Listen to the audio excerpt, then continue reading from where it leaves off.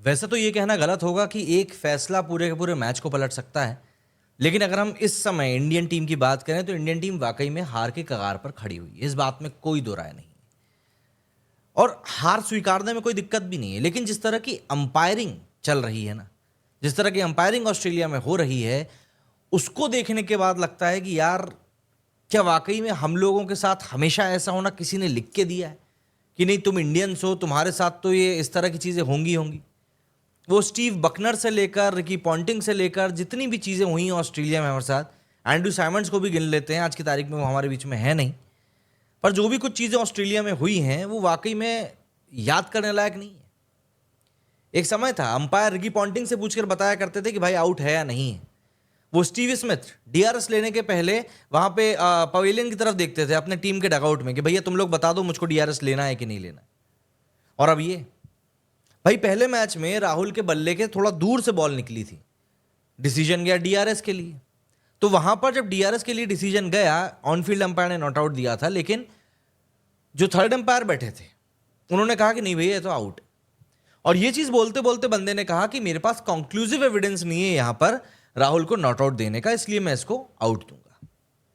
और जैसे ही उसका डिसीजन आता है, तमाम तरह के जो वीडियो एंगल्स थे वो और भी निकल निकल कर सामने आने लगते हैं, जिनमें कि क्लियर तौर पर दिख रहा था कि भाई राहुल जो है वो क्लियरली नॉट आउट है, हालांकि उसको आउट दे दिया गया। अब इस इनिंग की अगर हम लोग बात करें तो ये मिचेल मार्श के डिसीजन को लेकर ये पूरा फियास्को यहां पर हुआ है। हालांकि मिच मार्श ने ज्यादा रन बनाए नहीं, बट स्टिल जो चीज है वो चीज है। अश्विन की बॉल थी, आई थिंक 60 ऑड ओवर्स हो चुके थे, एंड मिच मार्श ने स्टेप आउट करके बॉल को डिफेंसिव खेलने की कोशिश करी और बॉल जाकर उनके पैड पर लगी।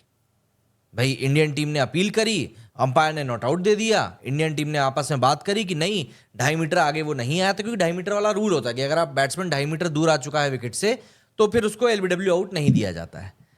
तो वो वाला फैक्टर था नहीं, तो इंडियन टीम ने डीआरएस ले लिया। और जब रिप्लेस चले तो उस रिप्ले में क्लियर तौर पर दिखाई दे रहा था कि जो बॉल है वो पहले बैट पर लगी है और पैड पर लगी है और फिर जाके बैट पे लगी है। हालांकि वो वीडियो इतना क्लियर था नहीं, तो अंपायर ने फट से बोला कि we don't have a conclusive evidence, तो हम बैट्समैन को नॉट आउट देंगे। अब जहां पर केएल राहुल के केस में कंक्लूसिव एविडेंस ना होने के लिए उसको आउट दे दिया गया था, तो वहीं पर मिच मार्श को नॉट आउट दे दिया गया।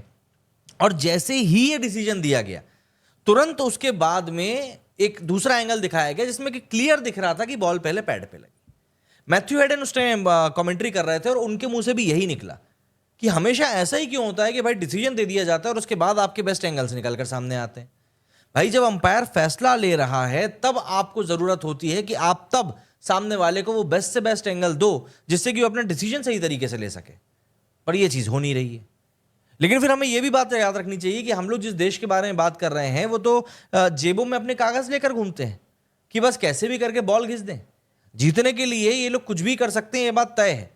भाई मोहम्मद सिराज को ये लोग बोल रहे हैं कि आपने ट्रेविस हेड को इतना गंदा सेंड ऑफ दिया, आप इसी तरीके से खुद को रिप्रेजेंट करना चाहते हो, ये इंडियंस ही हैं और ये फलाना ढिकाना 15 तरह की बातें कर रहे हैं। यही लोग जब इस तरह का एग्रेशन दिखाते हैं, भाई वहां पर स्टीव स्मिथ और वार्नर ने रोते रोते कौन सी बात को कबूला था? वो बहुत अच्छी बात थी क्या? भाई जेब में कागज रख के तुम ही लोग चले थे ना बॉल को घिसने के लिए, तो फिर वो सब क्या था? तो आप लोग तो डिसग्रेस की बात ना ही करें तो मुझे लगता है बेहतर होगा, और कोशिश करें कि अपने देश के ब्रॉडकास्टर्स से बात करके अंपायर्स को थोड़ा सा मतलब बोलें कि भाई सही तरीके से तुम अंपायरिंग कर लो और तुमको एंगल्स हम बढ़िया से प्रोवाइड कराएंगे। वो तो आपसे हो नहीं पा रहा है, लेकिन आपको कमेंट करना है हमारे खिलाड़ियों के ऊपर। मतलब सीरियसली यार, देखो मिच मार्श ने ज्यादा रन नहीं बनाए, वो सस्ते में आउट हो गया, बट क्या होता है ऐसे डिसीजंस ना कई बार टीम के मोमेंटम को तोड़ देते हैं और गेंदबाज का जो मनोबल टूटता है वो अलग ही है। भाई अश्विन 1 विकेट लेके गया, हो सकता है वो 2 विकेट लेकर जाता। भाई आज की तारीख में अश्विन की बॉलिंग कैपेबिलिटीज के ऊपर ओवरसीज में हर कोई सवाल कर रहा है कि भाई क्या वो वाकई में उतना अच्छा बॉलर है? अगर उसने वो विकेट ले लिया होता तो शायद इस तरह के सवाल नहीं खड़े होते। बहुत सारी इफ एंड बट वाली बातें हैं, लेकिन पक्के तौर पर बात यही है कि भाई आप करना क्या चाह रहे हो इन सब चीज़ों के साथ में। भाई एक मैच हो गया समझ में आता है, दूसरे मैच में वही चीज़ हो रही है, एंगल नहीं मिल पा रहा है सब आपको। वैसे कहने को आपने पूरे मैदान भर में बथेरे कैमरा लगा के रखे हुए हैं, लेकिन आपको एंगल नहीं मिल पा रहे साहब।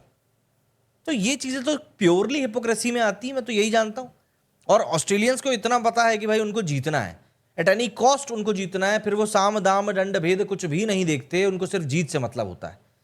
देखिए ये मैच इंडिया हो सकता है हार जाए, या हो सकता है जब तक आप लोग ये वीडियो देखें तब तक इंडिया हार जाए, लेकिन भाई जो एक हम कहते हैं ना कि यार सद्भावना के साथ में खेल होना चाहिए, वो तो आप कम से कम कराओ, तब तो कोई बात है।